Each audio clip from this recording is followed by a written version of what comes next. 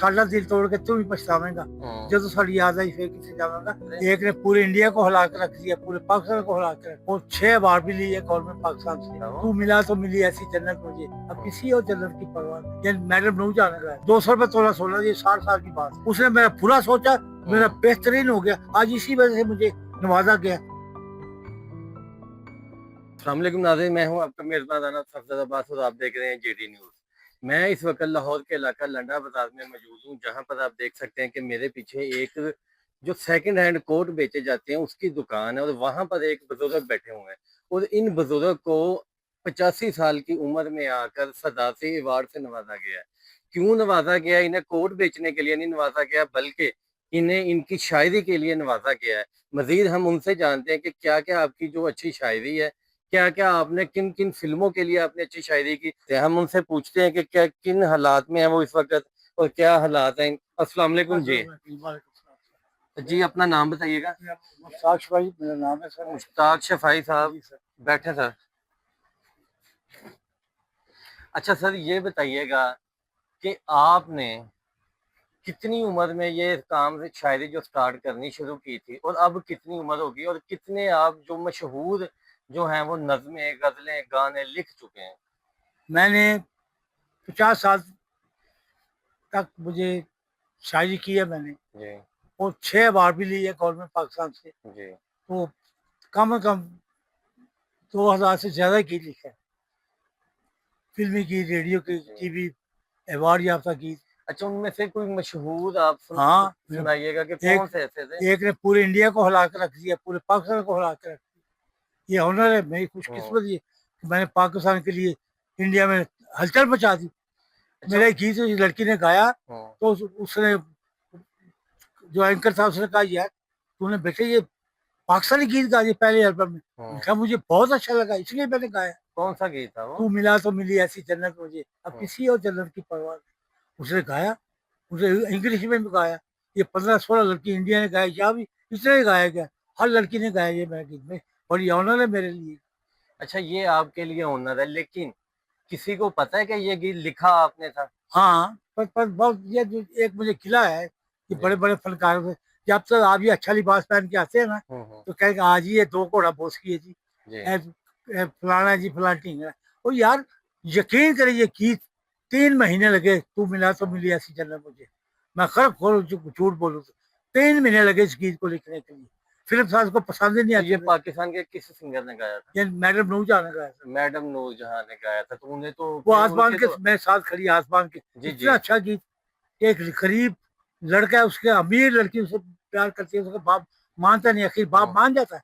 फिर उसको नवीं जाके सुनाती है। एक मजदूर है, उसको मिल ऑनर की बेटी से उसकी मोहब्बत हो जाती है और वो चाहता नहीं कि मिल ऑनर के मेरी बेटी मजदूर को मैं दे दूं। जी। तो आखिर वो मान जाता है, फिर वो उसको नवीं सुनाती है। यानी कि मोहब्बत के आगे वो हार जाता है हार जा पूरी फिल्म बड़ी में। देर और बाद वहां पर जो कभी आपका उसको गाना मरवाता पिक्चराइज है, हुआ है। कभी मरवाता है, कभी रेल जी में फेंकता है, बड़ा कुछ करता है।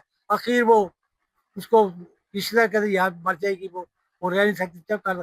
फिर वो जब मान जाता जाओ ले आओ उसको, फिर वो उसको जाकर नवीं सुनाती कि तू मिला तो मिली ऐसी जन्नत। यानी कि वो जब सारी मुश्किलात खत्म हो जाती हैं, हाँ, जब बाप खुशी मान की जाता, बात आती है, बाप मान जाता तब है, वो गाना पिक्चराइज होता है और और आपका गाना चल उसको रहा जाके होता है।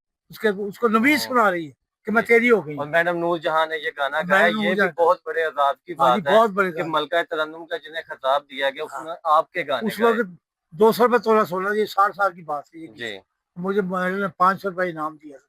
आपके गाने के हाँ लिए जी, कि ये आपने आप खुद इतना अच्छा लिखा 1000 है। रुपये लेती थी, 1000 रुपये कोई गाने का। तो उसमें से 500 उन्होंने आपको बतौर इनाम दिया हाँ, था। मेरी तस्वीर उतारी है, हम्म। आसमान की तस्वीर उतारी है। तो आपको तो चाहिए था किसी कोठे या बंगले में इस नहीं यार, वक्त कुछ मौजूद नहीं यार। होते, कोई लग्जरी गाड़ी होती। हम्म। आप ये लंडे में बैठे कोटों नहीं, का ये तो काम मेरा कर रहे हैं, खानदानी क्या काम वजह है, है? खानदानी काम है अच्छा ना। जी। तो लग्जरी गाड़ी तो शायरी तो कुछ भी नहीं देती। मैंने भूखे मरते देखे शायर, हाँ, वो तो अक्सर स्टेज अदा करके कुछ नहीं आपने होता, देखे कुछ हैं नहीं। कि उनके पास आप लाज के यकीन पैसे करें, नहीं होते। फेसबुक के निकाल के देखे, साडा दिल तोड़ के तू भी पछतावेगा हम्म। जब साड़ी याद आई फिर किसे जावांगा। 40 रुपए में मैंने गाना दिए, 40 रुपए में। और आज तो तो 60 साल पहले। 60 साल वो पहले। गुलाम अली की थी, गुलाम अली साहब को अल्लाह इनको और तरक्की दे। मेरे गाने बड़ी फेमस को मिली, बड़ा अरूज मिला और मुझे भी मिला। अच्छा, हालाँकि आपकी तो शायरी भी बड़ी महज़्ज़ब तरीके से की होती है। हाँ, तो आजकल जो शायरी आपको पता चल रही है, वो नसीबों के गाने देख लें, वो जिस तरह की शायरी नहीं है, उसका कोई कसूर नहीं है। या वो देखिए, बात पक्की बात अच्छी करनी चाहिए, खुदा को जी। भी पसंद है, उसका कोई कसूर ही नहीं है। हुँ, कसूर फ़िल्म साज़ का है। फिर अवाम उससे माँगती है मुझे बल्कि गाने दो। वो हुँ, अवाम को तो फिल्म बेचनी होती है ना, फिर वो फ़िल्म साज़ लिखाता है शायर को कि बलकर गीत लिखो। वो नसीबों को जो दिखा दोगे, नसीबों को नाच भी दे दोगे या हुँ, माला को या महनाज को या नूरिया को, हुँ। वो नाच गा जाएगी, वल्गर गाने वल्गर गा जाएगी। मेरे पास एक बार मेरी दुकानदारी है, जी, मेरे जी। पास हिंदू भी आ जाए, सिख भी आ जाए, ईसाई भी आ जाए, वो सबको मैं दे दूँगा, तुम्हें यानी ले जाओगी। यानी कि आप समझते हैं कि इसमें सिंगर का कोई हाँ, गुनाह नहीं सिख होता, कोई जो नहीं यार, उन्हें कोई नहीं अवाम स्क्रिप्ट दिया जाता है, वो उसकी मजबूरी होती है। बस उसको कह रहा मेरी हालांकि कुछ हुँ, रिश्तेदारी नहीं है उससे, वो बिल्कुल बदनाम उसको नहीं करना चाहिए। वो उसका कोई भी बात हुँ, नसीबो लाल नहीं होती, कोई वो गई होती बाहर दौरे पे, कोई और लड़की आके वही गाना गा देती, हुँ। ये नहीं आप चाहिए। अपने घर वालों का, बच्चों का पेट पालने के लिए आपका सारा वो तवज्जो पेड़ नहीं किसी पाल सकता, जी वो जो है ना हाँ। 500 400 या 200 300 का, वो क्या पेड़ पालेगा। लेकिन अब तो ज़माना बड़ा एडवांस हो गया, अभी भी कीमत वही है, नहीं शायरों के फिर ये हालात मेरे पास क्यों 250 ऐसे हैं? गाना पड़ा हुआ है, जी। आला तरीन गाने पड़े हुए, खूबसूरत से भी हुँ, खूबसूरत है तू, इसलिए जिंदगी की जरूरत है, इसलिए अच्छे ना कोई गा के नहीं है, फिल्म बनती नहीं है, कुछ देखता ही हुँ। नहीं।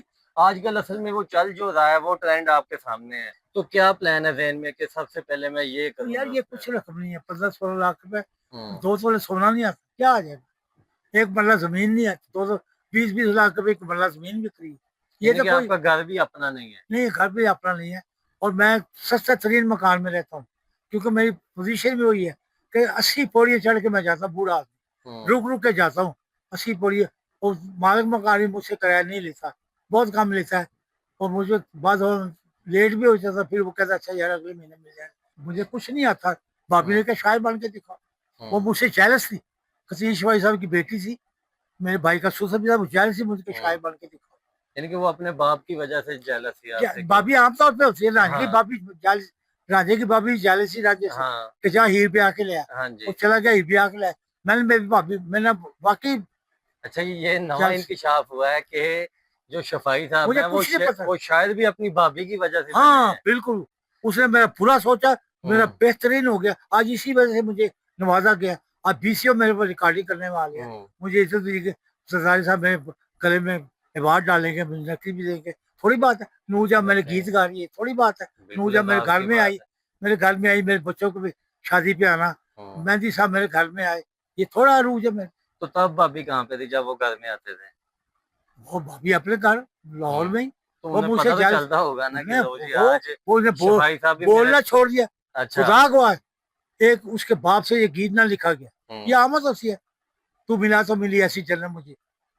वो 2 महीने बैठे रहे कतीश भाई साहब, मैं उसके पैरों की खाक नहीं हुई, तरफ बड़ा आदमी नहीं, आमद होती, 2 महीने लगातार बैठे रहे, नहीं हुआ।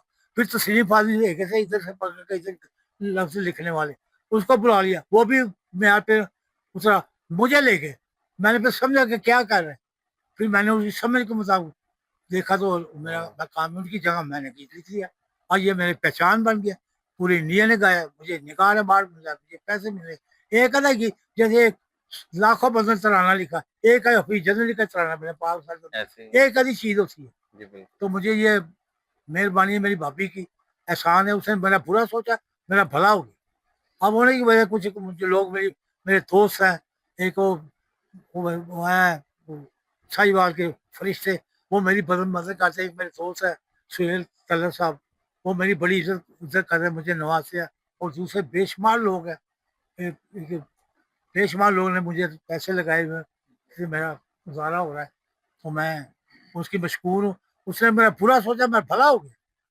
जी नाज़रीन, ये थे वो हमारे कौमी शायर, तो हम नहीं कह सकते क्योंकि कौमी शायर तो एक है, लेकिन देखा जाए तो आज के दौर में पाकिस्तान के अगर शायरों में नाम लिया जाए तो इनका नाम किसी बड़े शायर से कम नहीं होगा।